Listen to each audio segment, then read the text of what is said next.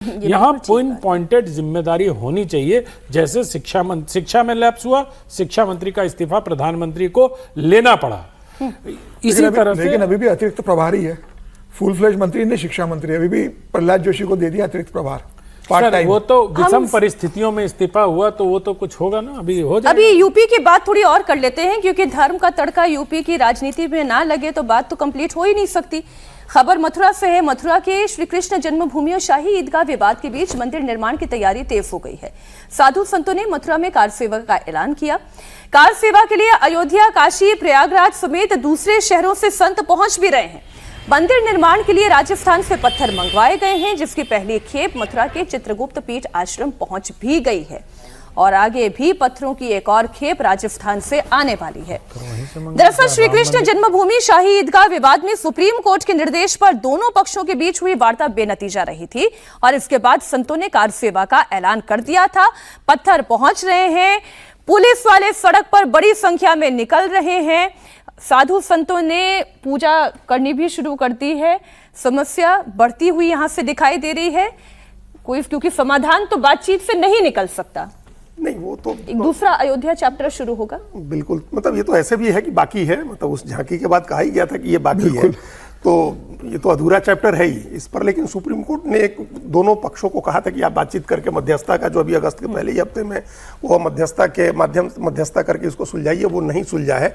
ये जहां तक अभी का ये घटनाक्रम है, ये ऑप्टिक्स है, एक देखने दिखाने की बातें हैं। ये तैयारी शुरू की जा रही है, वार्म अप जो होता है मैच के पहले वाला वार्म अप होता है, वो वार्म अप चल रहा है।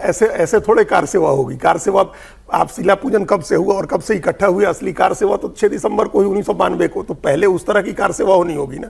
तो ये इस तरह की चीजें यहाँ हो रही हैं। अभी ये मामला कोर्ट में भी है, निचली अदालत ने भी सर्वे वर्वे का आदेश दिया था, अभी बातचीत होगी, अभी बहुत सारे उसमें चीजें हैं। लेकिन चुनाव पहले होना है, 6 महीने 7 महीने में चुनाव होना है, तो उसके पहले एक ऑप्टिक्स, एक परफॉर्मेटिव पॉलिटिक्स का ये पार्ट है कि उससे दिखे एक पोलराइजेशन की पॉलिटिक्स हो। एक तरफ तो क्या है, जेनजी की बात हो रही है, जो कास्ट न्यूट्रल है, कम्युनिटी न्यूट्रल भी काफी हद तक मान सकते हैं। हालांकि वो आइडेंटिटी है, वो ऐसा नहीं कि वो आइडेंटिटी छोड़ देगा, अपनी आइडेंटिटी के साथ, हाँ, वही आइडेंटिटी को वो अपना बहुत महत्व देते हैं वो लोग। उनकी कास्ट की आइडेंटिटी भी है, कम्युनल आइडेंटिटी, उनके रिलीजियस आइडेंटिटी भी होगी, लेकिन जेनजी की आइडेंटिटी आजकल सबसे प्रमुख है और पार्टियों के नेताओं ने उस आइडेंटिटी को और मजबूत किया है कि उस आइडेंटिटी से चिपके रहे, वो छूटे नहीं। फिर दूसरी तरफ इस तरह की पॉलिटिक्स में थोड़ी समस्या आएगी कि आप उस आइडेंटिटी को कैसे उनसे खत्म कराएंगे। और अभी जो धर्मेंद्र प्रधान की बात हो रही थी, उनके शिक्षा मंत्री रहते 2 बार नीट में गड़बड़ी हुई है।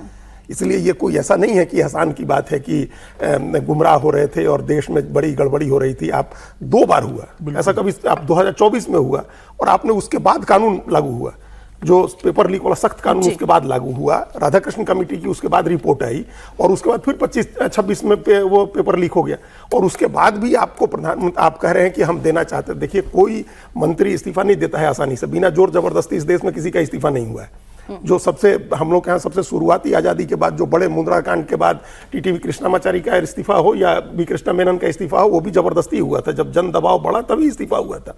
ये इस्तीफा पहले हो जाना चाहिए था वो। और अब इस बात का कोई मतलब नहीं है कि गुमराह उनको किया जा रहा था और वो गुमराह हो गए थे, न हो इसके लिए हमने इस्तीफा दे दिया। बहुत समय लिया इस्तीफा देने में। 3 मई को नीट का पेपर हुआ था और 7 मई को पेपर लीक हुआ था और 12 मई को उसके लिए जांच की सारी उसका पेपर वो कमेटी सब बन गई थी। इसलिए उसका मामला नहीं है वो।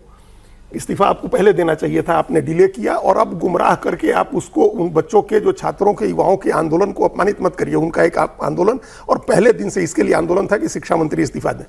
उनका इस्तीफा हुआ, बहुत समय लगा, लेकिन वो इस्तीफा हुआ। और होना तो यूजीसी के समय भी मांगा गया था। अजीत जी वाले में जोड़ दूं, जन दबाव पर त्यागपत्र एक वाइब्रेंट डेमोक्रेसी के लक्षण है। अराजकता पर त्यागपत्र सरकार के उसको न मानने के लक्षण है। ये भी स्पष्टता से, हाँ, और नैतिकता के आधार पर नहीं, नैतिकता बिल्कुल अलग चीज है। वो होता तो बचती ही नहीं ना। अगर अराजकता के सामने आप झुक रहे हैं तो नैतिकता कहां बची? पहले अगर पहले दिन अगर पहले देते तो आप दे देते, वो नैतिकता की बात होती। मैं लेकिन यूपी की बात करते करते हम लोग फिर वापस प्रधान जी तक पहुंच गए। बात यूपी की हो रही थी। समीर जी, आपको क्या लगता है ये जो वार्म अप एक्सरसाइज हो रही है, इसका असर कितना बड़ा होगा? नहीं, मुझे लगता है कि पार्टी तैयारी करेगी। यूपी का चुनाव बहुत देर नहीं, यूपी प्रदेश भी बहुत बड़ा है। भारतीय जनता पार्टी ने लंबे समय के बाद अपने संगठन की टीम जारी की थी, बहुत लंबे समय से पेंडिंग थी, टीम जारी की। उसके बाद उनकी जिम्मेदारी भी सभी जिम्मेदारियां भी सबको दे दी गई है। और योगी जी को भी लग रहा है कि जिस तरीके से दिल्ली में जो पूरा मामला हुआ है, धर्मेंद्र प्रधान का मामला हुआ, उत्तर प्रदेश में अयोध्या में राम मंदिर में चढ़ावा चोरी को लेकर मामला जो हुआ, सरकार को थोड़ी तकलीफ हुई, केंद्र में भी और राज्य में भी। तो योगी जी को लग रहा है कि भाई अब जो कार्यकर्ता हतोत्साहित है, उनका जो मेन वोटर है, जो पूरे राम मंदिर के मामले को लेकर जो अपने आप को एक परेशान महसूस कर रहा है, तो कहीं वो अपने हाथ से ना निकले या कहीं अखिलेश यादव उसका राजनीतिक लाभ न ले ले। जिस तरीके से अखिलेश यादव लगातार इस मामले को लेकर ट्वीट करते रहे, इस मामले को मुद्दा बनाते रहे, लोकसभा के अंदर उन्होंने इस मुद्दे को बनाने की कोशिश की, तो कहीं ये राम मंदिर का मामला जो विपक्ष के हाथ में न लग जाए और जो भारतीय जनता पार्टी का कोर वोटर है कहीं वो इससे छिटक न जाए।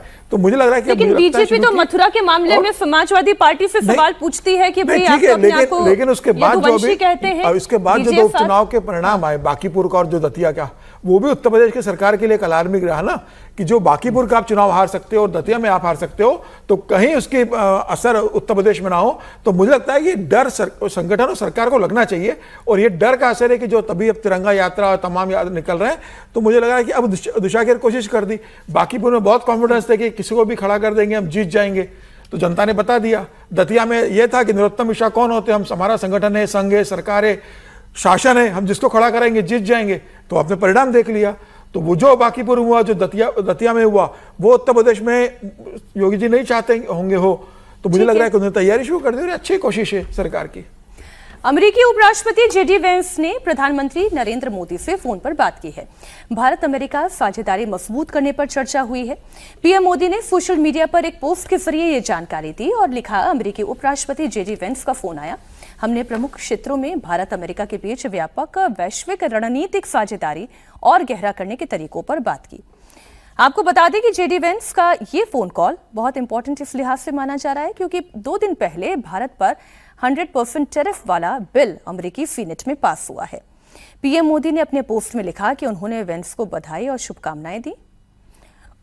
19 जुलाई को जेडी वेंस चौथी बार पिता बने थे, इसके लिए ये बधाई और शुभकामनाएं थी। कई बार कुछ बातें अनंत जी ऐसी जगह पर आ जाती हैं कि 100% टैरिफ लगाया है अमेरिका ने, फोन कॉल पर बात हो रही है। खैर शुभकामनाएं तो जो है वो बच्चा होने पर है, लेकिन मैं ये कह रहा हूँ, अब जाहिर सी बात है कि अगर चौथी बार वो पिता बने तो बधाई के हकदार तो हैं ही, और प्रधानमंत्री ने अच्छा किया कि कूटनीति में इस बधाई का भी इस्तेमाल कर लिया। लेकिन जो बातचीत हुई होगी, मुझे लगता है कि अब दोनों देशों के बीच बातचीत कैसे आगे बढ़े इस पे बात होगी। आगे बढ़े से मतलब टलता जाए, क्योंकि लगता नहीं है कि अब ट्रंप के कार्यकाल में भारत यूएस के बीच कोई संधि होगी, क्योंकि वो चाहेंगे कि जल्दी से जल्दी हो जाए। उन्होंने सीनेट का रास्ता अपनाया। अनंत जी, एफसीआरए पे बात भी होगी क्या? नहीं, एफसीआरए पर एफसीआरए तो मुझे लगता है वो तो फिर घरेलू मामलों में दखल देने जैसी बात हो जाएगी। अब एफसीआरए पर उनसे बात हुई होगी तो मुझे जानकारी नहीं है, लेकिन मुझे नहीं, कोई मतलब ही नहीं है, भारत का आंतरिक विषय है। तो मुझे ऐसा लगता है कि ये अब अमेरिका चाह रहा होगा कि जल्दी से जल्दी सिग्नेचर हो जाए दोनों देशों के बीच भारत टालना और भारत इसको अब ट्रंप के इस कार्यकाल तक टालने की जुगत में होगा, क्योंकि रास्ता उन्होंने एक ऐसा ले लिया है सीनेट वाला कि उसको बाईपास करना या उसको ओवरलुक अगर करना होता तो वहाँ आते ही नहीं। तो मुझे लगता है कि ये अब इन दोनों देशों के बीच में अभी व्यापार समझौता नहीं हो पाएगा, होना नहीं चाहिए। 100% टैरिफ लगाने वालों के साथ कैसा व्यापार? लेकिन उसकी बातचीत हो रही है, और जब वो 99% सुलझ गया है वो मामला, देखिए भारत के लिए भी वो जरूरी है, क्योंकि इस पूरी दुनिया में कम ही देश हैं जिनके साथ हमारा ट्रेड सरप्लस है, और अमेरिका के साथ हमारा अच्छा खासा ट्रेड सरप्लस है। हमारा लगभग 3 लाख 4 लाख करोड़ रुपए का सरप्लस है। हम लोग 7.5 लाख करोड़ रुपए का सामान उनको बेचते हैं और उनसे सिर्फ 3.5 लाख करोड़ का सामान लेते हैं। लगभग 4 लाख करोड़ का हमारा ट्रेड सरप्लस है। अब चाइना के साथ हमारा 11 लाख करोड़ रुपए का ट्रेड डेफिसिट है।